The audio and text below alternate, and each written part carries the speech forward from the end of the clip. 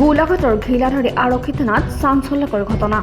ৰহস্যজনকভাৱে নিজৰ মূৰত গুলিয়াই আত্মহত্যা ASRF জোৱানৰ কৰ্তব্যৰত অৱস্থাত ঘিলাধৰী থানাৰ নিজ বেৰেকত এটা 7.62 mm SLR ৰাইফলেৰে নিজৰ মূৰত গুলিয়াই আত্মহত্যা কৰে জোৱানজনে পুৱতি নিশা 3:50 জোৱানজনে সংঘটিত কৰে এই ঘটনা গুলিৰ শব্দত উৎসৱ খাই উঠে বেৰেকত থকা অন্য জোৱানসকল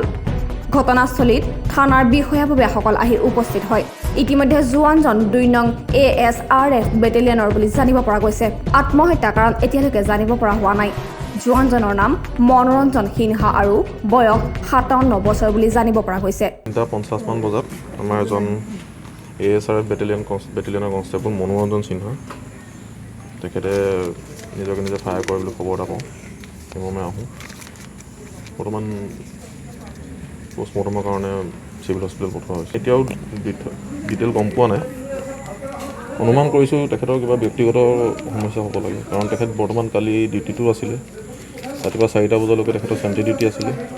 ঠিক ডিউটি শেষ হোৱাৰ আগে আগে ঘটনাটো ঘটিছে গোলাঘাটৰ পৰা মৃগাংক বৰুৱাৰ ৰিপৰ্ট নিউজ টুডে অসম